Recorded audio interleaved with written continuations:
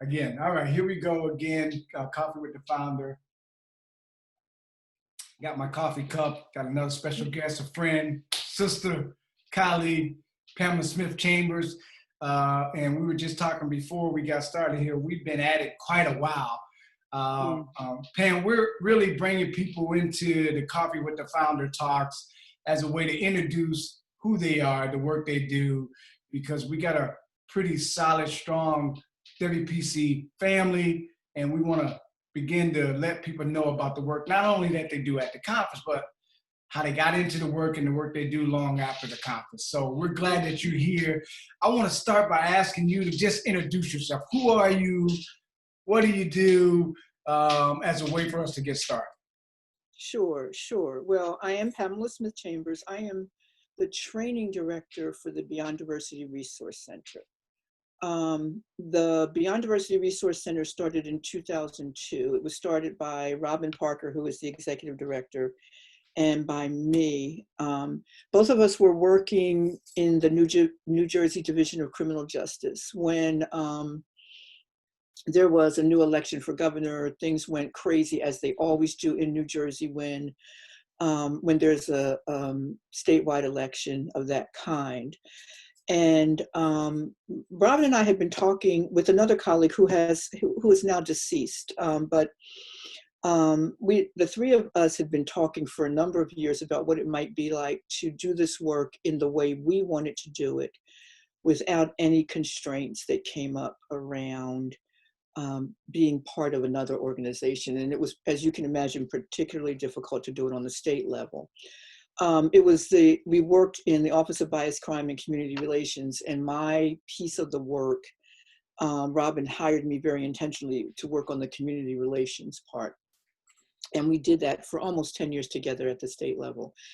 And that meant building human relations commissions, working in communities across the state of New Jersey around helping them to address bias, racism, and the like. But as you can imagine, working at the state level, there wasn't a whole lot of overt opportunity to talk about racism and privilege and white supremacy and all those issues that are dear to my heart. I think that sounds kind of crazy, but they are. So we did a lot of that kind of undercover, and sort of built some really wonderful training and education programs around those issues. When everything sort of went crazy around the election, Robin resigned and sort of went home and started to put together the Beyond Diversity Resource Center. If you know anything about state government, the kind of work that we did just kind of ceased. There was no competent leadership. And so for quite some time, we were just sort of there in the space. And that gave me plenty of opportunity to work with him to help, figure out what the resource center was going to look like. And then when my daughter graduated from college and I had no more bills to pay for that, I quit that following September, and we actually started the organization together. So we've been doing this for 18 years now, a little more than 18 years. Our work is centered entirely on anti-oppression. Most of our work relates to anti-racism. We feel that it's the most ignored topic. We don't talk about it. It's the hardest topic for people to deal with. It's the hardest topic to bring white people into ownership of. And so that's sort of where we start. But we also do work on all forms of oppression, whether it be heterosexual privilege, religious bias. I mean, we sort of do it all around oppression. So define anti-racism for, people in there, I think, business of this work, they have a pretty good sense. But if you got some folks listening or watching and they're just really, grappling or understanding, but they're willing, how would you describe anti-racism, anti-oppression to them? For me, it's simply working against the personal and institutional and structural issues that are related to oppression against people of color. Each group of, each race of folks of color have long systemic racism issues to deal with. They are at one time the same because the power structure is consistent. However, because of our differences in race and experience and culture, there are small differences for each group, for Asian Pacific Islanders, for Black folks, for Native Americans, and even though Latinos aren't a race itself, I mean, Latinos are certainly in that construct as well. And our work is very much focused on what does it mean to dismantle racism, however it's found. We have a very strong belief at Beyond Diversity that work needs to start with the personal, raise awareness for the individual about how they are impacted by race, how whiteness impacts cultural structure, how being white in this country puts people in a certain place around what it means to be privileged based on race, and how not guilt or shame, but responsibility for that creates a strong working group of people who are trying to dismantle this altogether, because we don't believe it. I don't believe it's my problem. I'm the victim of it. It's not my problem. And so the coalition with white people is important, and their awareness is important. And then it's through that we can then build the processes necessary to dismantle the systemic and structural racism that exists. Never going to happen in my lifetime. Don't expect it to. It's sort of how do you eat the elephant one bite at a time, and their bites are really small, but at the same time, it's really important to keep that going. Yeah, I'm going to ask you about, because you mentioned city government and the work you were doing there, y'all were doing there.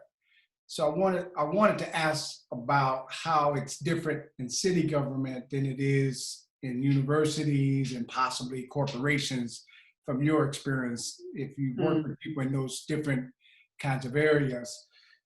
Is the work different? Are the challenges different, particularly when you talk about city government? But before that, I want to ask you about the differences doing the work depending on your identifiers, because I feel as a cisgender Black male, there are different kinds of challenges I face doing this work, and we've had some cisgender white women, LGBTQ white women on the show talking about doing the work from that. So can you talk about, as a Black woman, are there particular kinds of challenges or situations, scenarios that you have to deal with just because of how you show up doing the work? Yeah. I think for me, perhaps the biggest thing that I face is resistance from white people, because I very strongly believe that white people are acculturated not to take leadership and direction from people of color. And I've seen that play out over and over. I've seen that play out with you at WPC for years. And I don't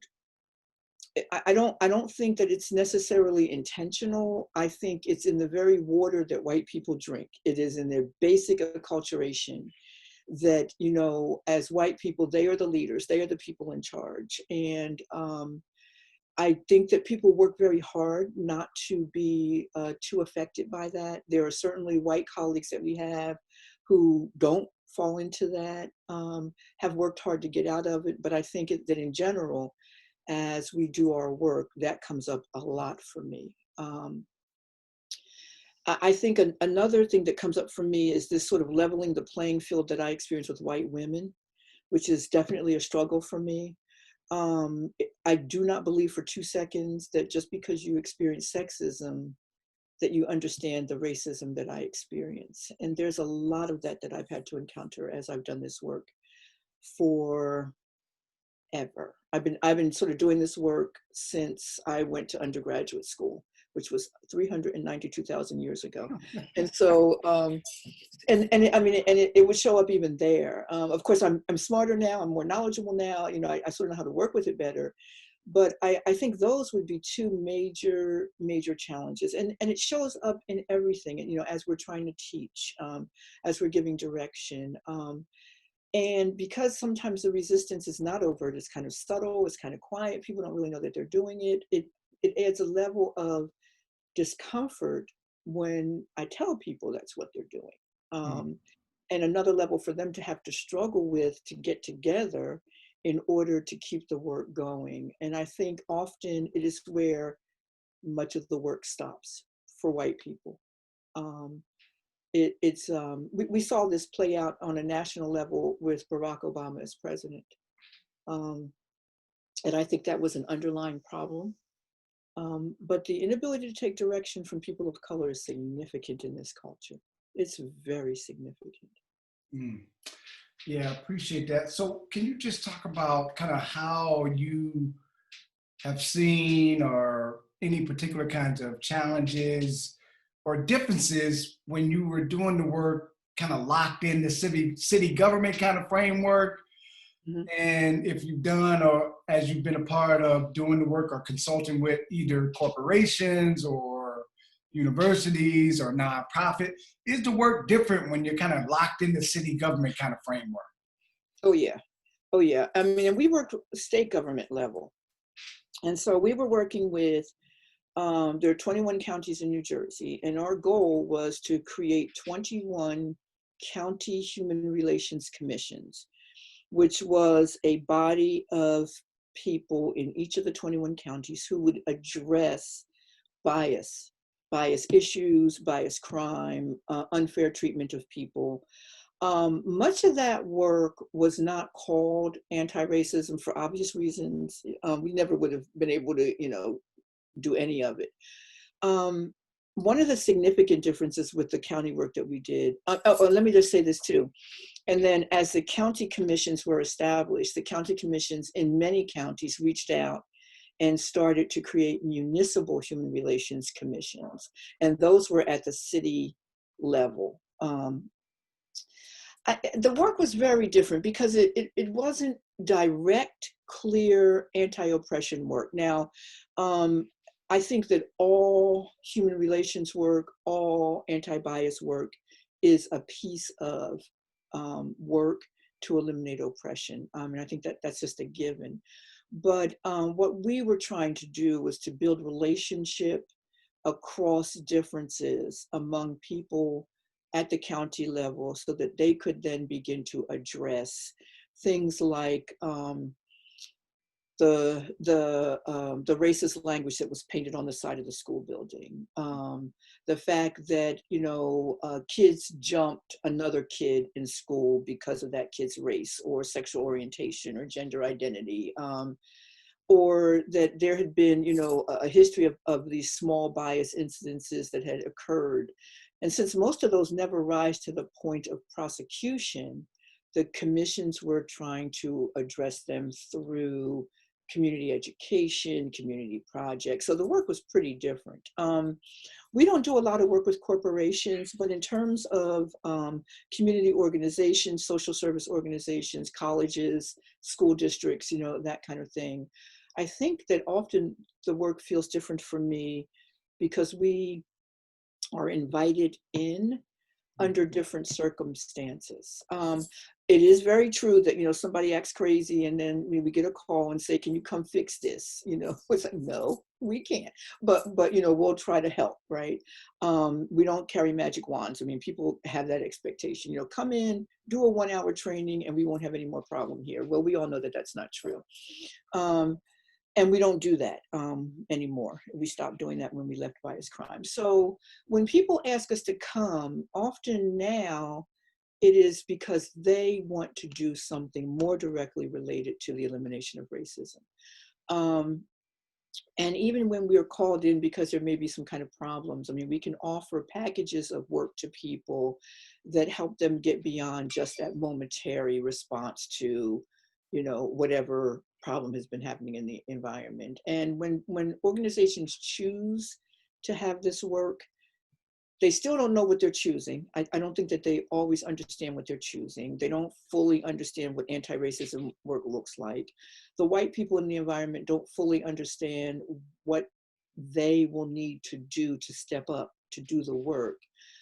So it's jarring and it can be confusing, but I think making a choice makes all the difference in the world.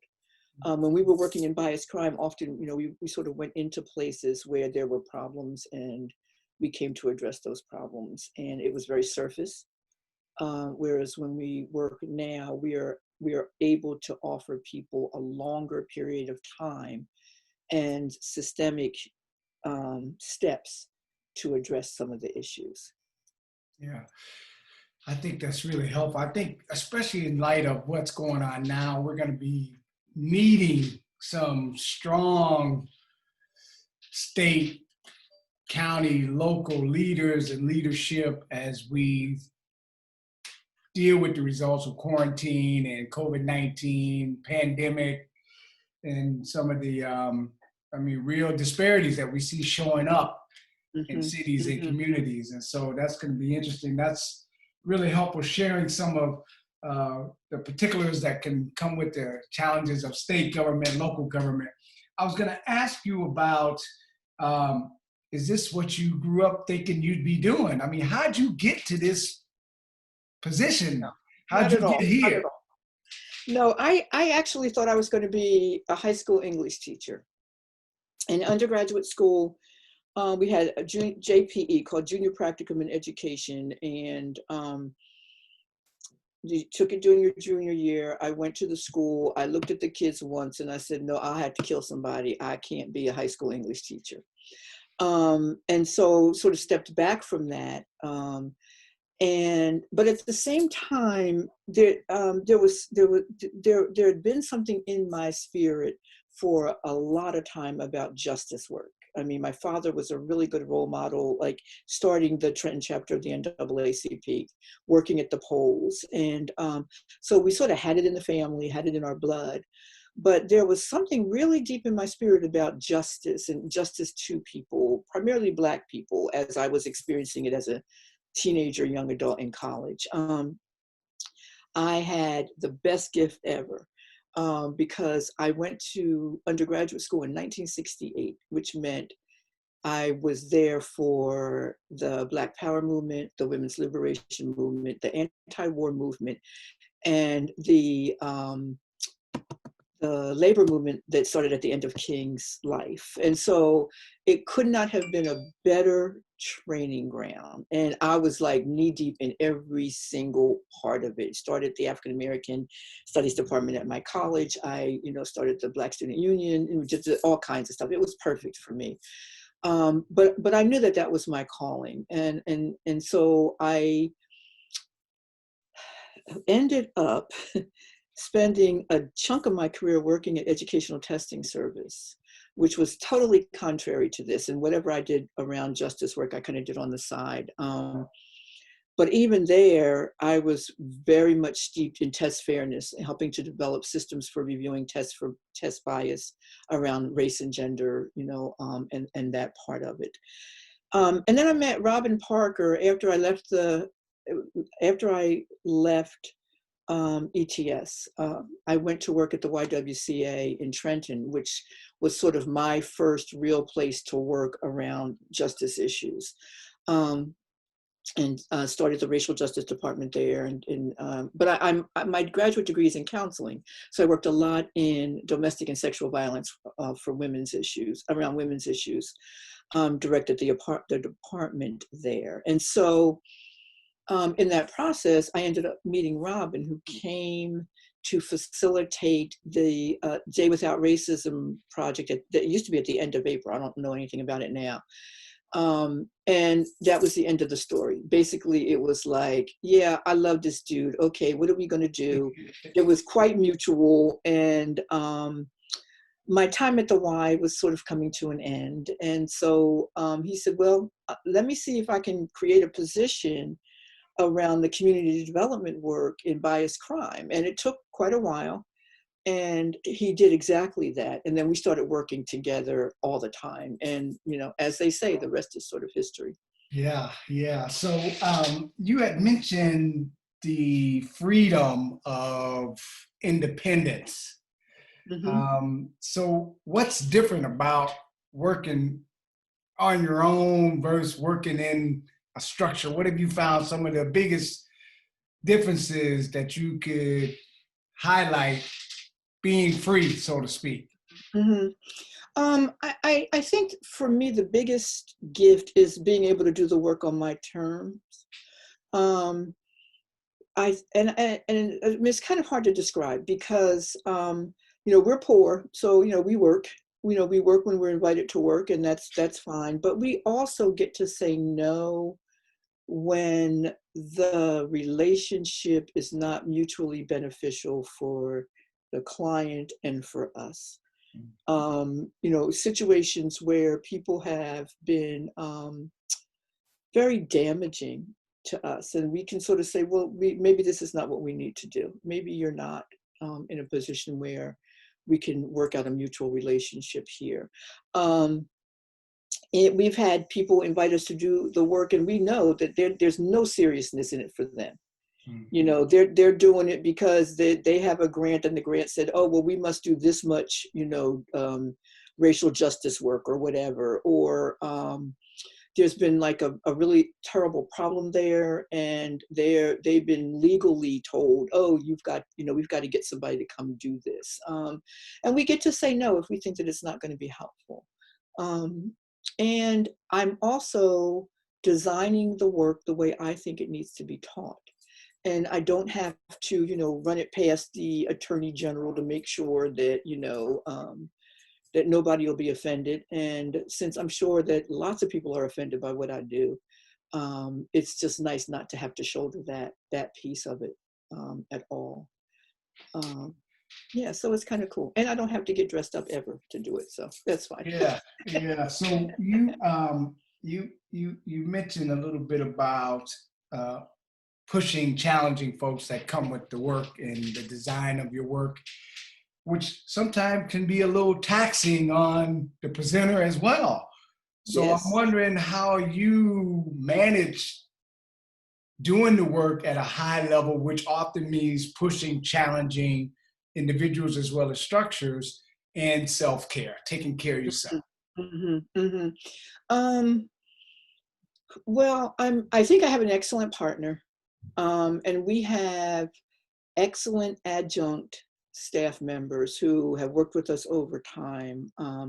People who have done this work at various levels, many over the course of their lifetimes. And so we have I have a very good support system around that. I think, I think Robin is very sensitive. I mean, we've been working together so long now, that I think that he is supportive and can say, you know, this, you sound like you're having a bad day. Let's talk about this a little bit. You know, so I have that too. And I also practice sort of leaving the work where it is when I'm not actually doing it. And you know, you know, as a nonprofit organization, you're doing the work a lot. You know, it's like if you're not, you know, in a training or a meeting or something, you're still doing the planning and all. And with not a very large staff, we do a lot of work. But I'm pretty good at stepping off, and, you know, getting back to it when I need to. I have 5 grandchildren, and they mean the world to me, including my 2 children, absolutely. But I spend a bunch of time, you know, in their lives. And well, I guess it's fair to say too, I don't work full time anymore. Um, I'm old. And I can't retire because Robin will kill me. So he makes it very clear all the time. And so a couple of years ago, I just decided that I love my work. But I don't want to do it all the time because of these young people who are now in my world. And I'd much rather babysit sometimes than, sit in front of white folks and try to make them understand that they have privilege. So I don't work full time anymore. So I think I have struck a good balance between being immersed in the work and then letting it go. Yeah, yeah. You had mentioned the lack of the ability to take guidance from people of color, Black people specifically, on part of white America, white people, and sometimes I would argue even Other other people of color. folks. Yeah. Oh yeah, because they get all the same messages, I think. Yeah. So I'm wondering, what would be your advice to a future leader, person of color, or someone going through it right now, thinking about putting on your counseling hat right now? What's your advice to those folks who are coming up or wanting to be in charge or currently in charge, facing some of those very challenges? Boy, that's a hard question, Eddie. One thing, you have to know your craft. You have to study constantly. And because issues of diversity change so much in this country, so rapidly, I think that you have to keep doing your homework. You have to do your reading, your study, keep your self-education going, put yourself in a network of people who are learning with you and with whom you can talk. I think that's really important. The second thing is be aware that that's an issue. I mean, because I think I have worked with people who don't quite understand that that's what's going on, and that's only one of the things that goes on in cross-racial relationships, of course. But there are sometimes I think people don't quite understand what's going on, and so things like, I mean, one of the things that we do a lot of work on in Beyond Diversity are early messages that people get about racial groups and racial differences. I am always astounded, even though I've been doing this forever now, how people are still getting those negative messages about who different groups of people are. As much as we've been working on this, all of us across the country, similar themes, similar messages, maybe slightly different approaches, but we're all saying the same thing. And people get in our training and they still are talking about those messages that they've gotten. And so they're so deeply ingrained. I think that if we're going to do this work, we need to expect that the implications of those messages is something that we need to be well aware of. We need to keep talking about it among ourselves. We need to keep bringing it up. Because I think it's one thing to say, oh, I got a message that Black people were inferior. Yeah, that's cool. But what does that message really mean in your life? How have you manifested that message? And like I said to you earlier, not taking leadership and direction from people of color is one of the manifestations of the early message about inferiority. And that message is still out there big time. So I was watching a little clip of people in a certain primarily African-American community trying to get food, and during the pandemic, and the reporter is still saying, they're blaming messages to the people who are trying to get food. Like they are responsible for the pandemic that made them lose their job. Now they can't buy food. It's like, we get that constantly. We see that show up for people of color all the time. In the Asian community right now, I mean, people are being physically hurt around this sort of idiotic belief that somehow being Chinese means that you've caused this pandemic.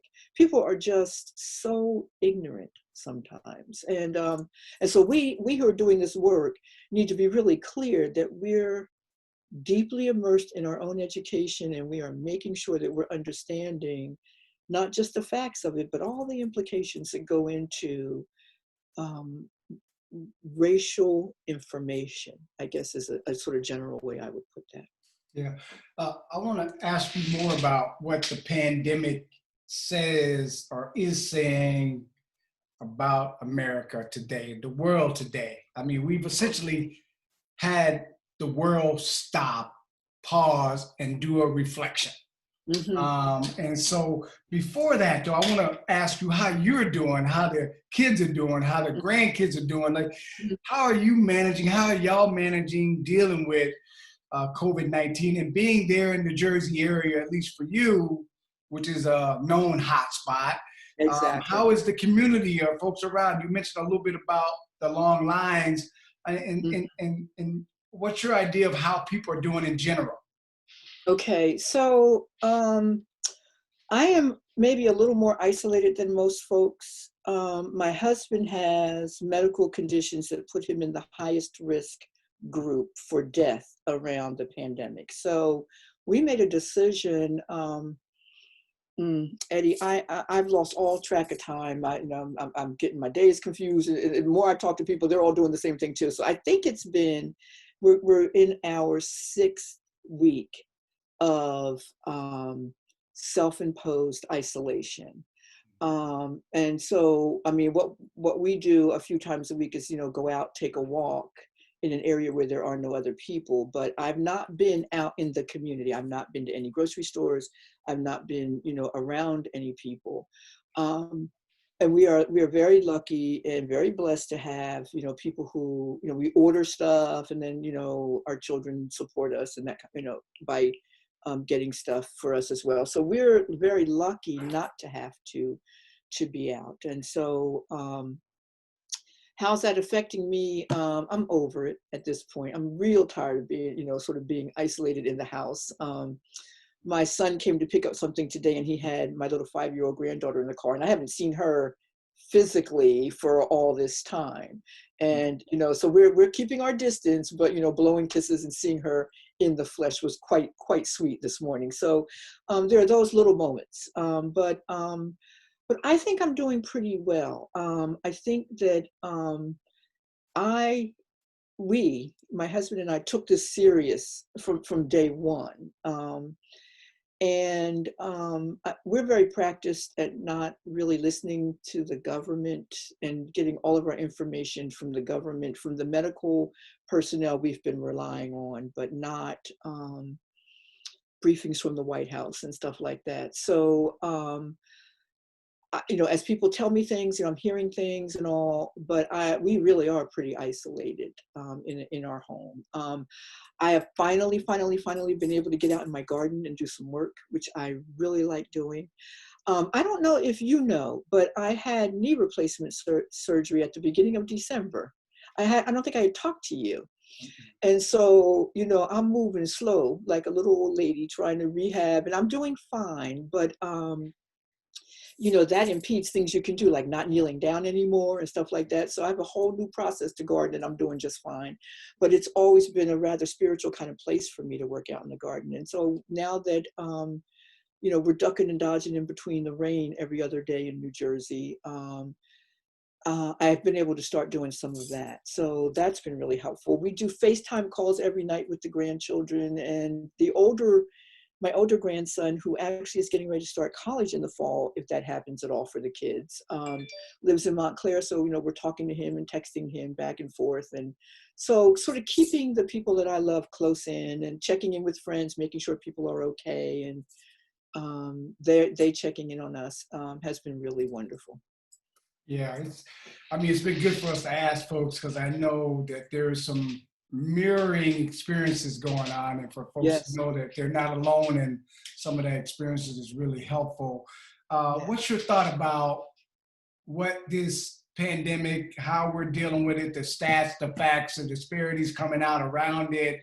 You mentioned some of the naming of this, the Chinese virus. We're seeing reports about DACA students and immigrants now having some legislation pointed or snatched away. Just so much. What is this time saying to you about our country, our nation, our world, this pandemic, this quarantine? What is it showing us or teaching us? How would you assess that? Yeah, I don't know.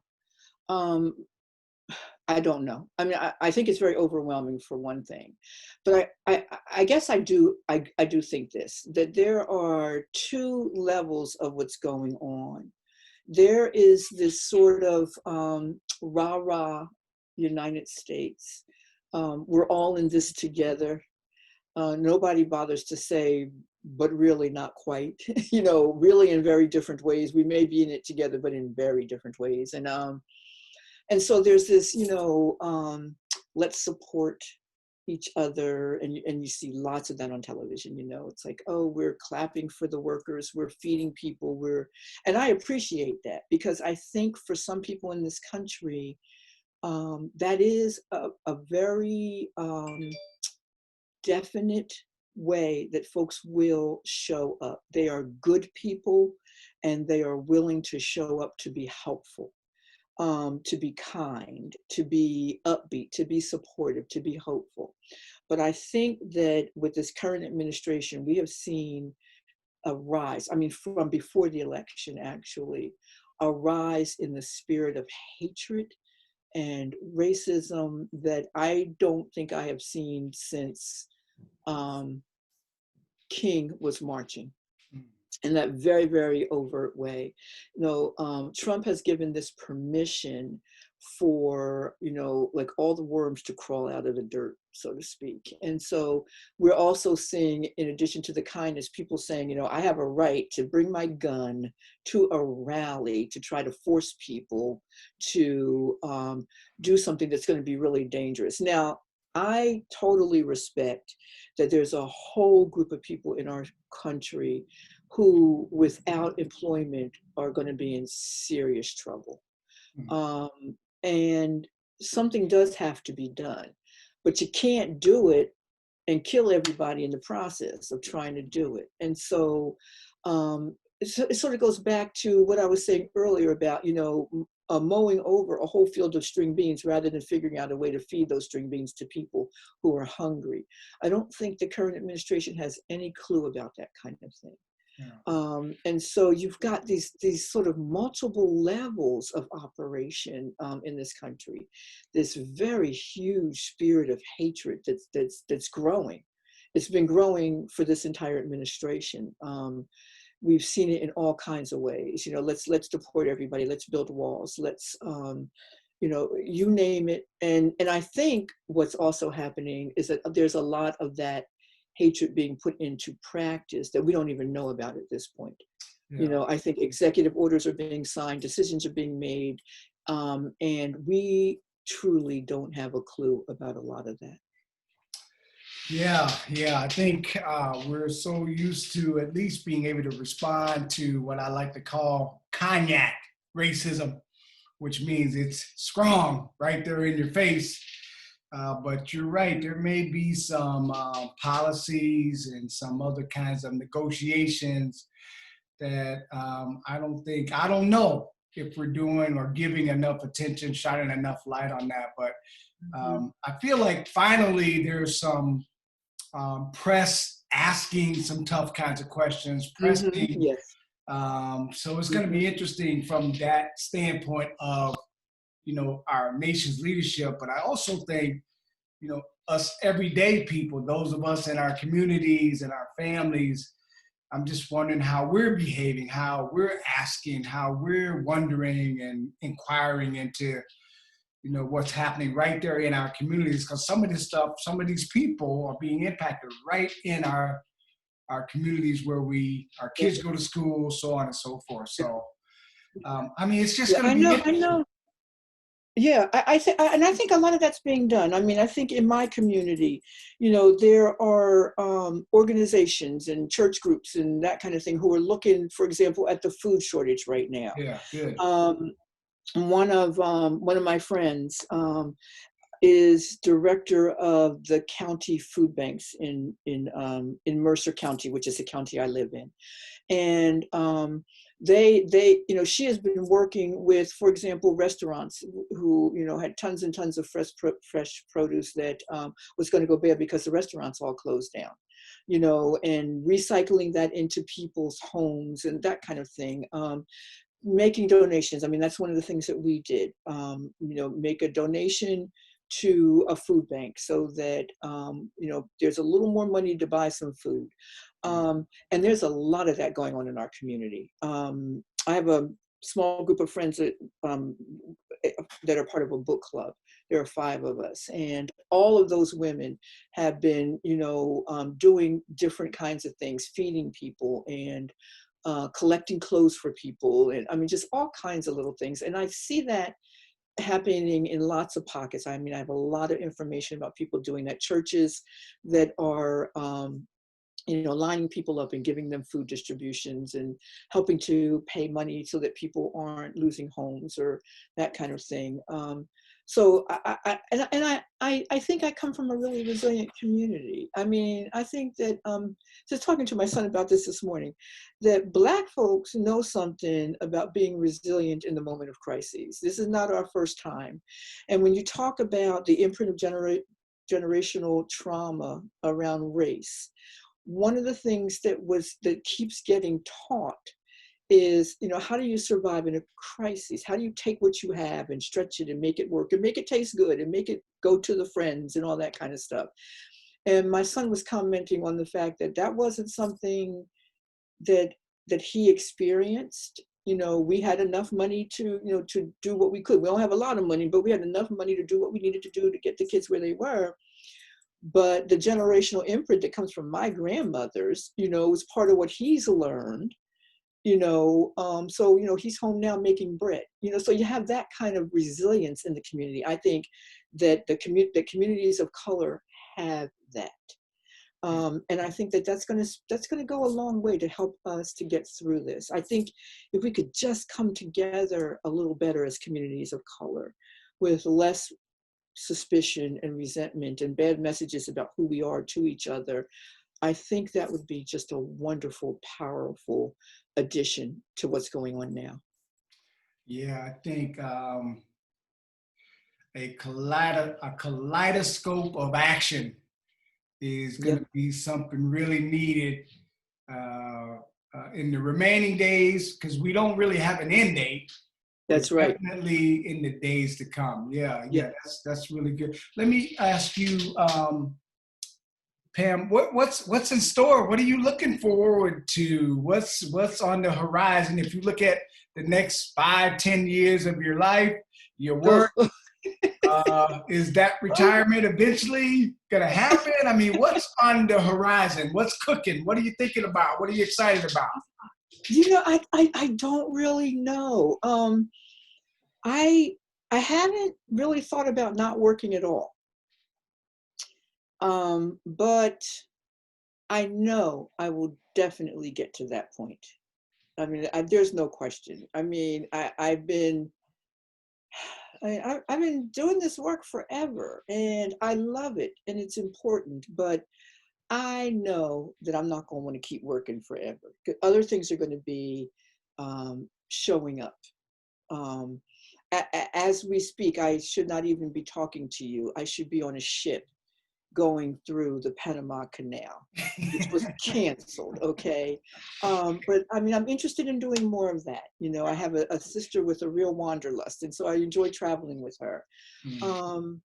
I also would like not to have to think about way down the road the stress of doing this work, because it is stressful and it can be really frustrating. And I own all of that now. That goes with what my choice is to do the work. But I know me, and I'll be over it at some point. I really will. The point at which I'll start slapping white people in training, it's like, okay, she has to go sit down now, So yeah, but I haven't really given it a lot of thought yet. I don't know. And probably in 10 years, I'll be dead anyhow. So I don't know. We'll see. We'll see how that works. But I mean, I think there always will be something I will be doing. I just don't know that it would be in a formal work setting. My mouth is too big and I get too pissed about stuff like this for me not to do something. I'm just not quite sure what that would be. Well, I hope it's something in collaboration and partnership with the White Privilege Conference, because we've always appreciated you. I've always appreciated you supporting me and the conference. And I feel like we've done some really good stuff over the years, and I'm looking forward to the next, whether it's 3, 5, or 10 years. And thank you for all you've done to support me, inspire me, challenge me. And so let me ask you one last question, because we're wondering what people are watching, what people are reading, what people are listening to during this time, maybe to learn something, or maybe you need something, or there's something you're watching, reading, learning, or listening to that's kind of taking you away. Anything you would add to our list? Well, I'll tell you, I am a James Patterson, Alex Cross fanatic. I have read all of the Alex Cross books. I'm not interested in his other series, just this one. And I've been saving this book. I was supposed to take it on the cruise and read it on the cruise. And since I couldn't, I'm starting to read it now. So it's the last year book. I can't even remember the title of it right now. So that's my kind of getaway. I've been, I guess, doing like a lot of other people, watching some mindless television, catching up on some movies. But I've been, on a serious note, I've been doing a whole lot of work on what's happening to the Asian community around the negative implications of the virus. You know Toy Sing Woo, and we've been working with Toy as her community in Seattle was the first hit by this. And what has been happening to the community there, and then she's got her hands in the national pool as well. And so we've been looking to develop work. We are developing work around helping the larger community understand what's happening in the Asian community, and stepping up to be able to address some of the brutality that has come their way. And then the other piece that we're looking at a little bit now too is the sort of disparity in the African American community. That's coming up more and more. So on a serious note, I mean, I'm reading all that stuff and having conversations with colleagues about that stuff. But I'm kind of working on Mindless right now, a little bit more. Yeah, well, I appreciate it. I'm definitely looking forward to being a part and collaborating with some of what you and Toy and Robin are planning and strategizing around. And so anything WPC, the Privilege Institute, can do to support that, let us know. We're in. Good, very good, yes. Pamela Smith-Chambers, I appreciate you I hanging out with me. Anymore. Yeah, this has been quite nice. It's been very pleasant. A very nice little pause in the day. It's wonderful to talk to you. It's good to see you, to see that you're healthy, to see that you're doing okay. Is all of your family okay as well? Everybody's good. I mean, we are dealing with first world problems over here. And so, I mean, trying to remain grateful, remain positive, remain productive. Those are the kind of things that I'm trying to highlight. But it's kind of funny because I looked up in the sky the other day. We were taking a little family walk and I saw an airplane and I almost dropped a tear because I kind of missed it, you know? So, but again, that's just privilege right there that I can think about, you know, the thing I miss is jumping on an airplane. Yes. Opposed to having to wait in a long line to just get a meal for my family. So I just trying to role model being grateful for the little things and remind the kids and the family as a whole that we are really blessed and fortunate during this time to be able to shelter in place. Yeah, exactly. Well, my best to everyone. Keep being well. All right. Keep being well. I will. Take care. Love. Okay. Love Virtual. you. Here's a little Wakanda love, little hug for you. Yes. Till I see you again. Yes. Exactly. Take good care, Eddie. All right. Bye-bye. Bye-bye.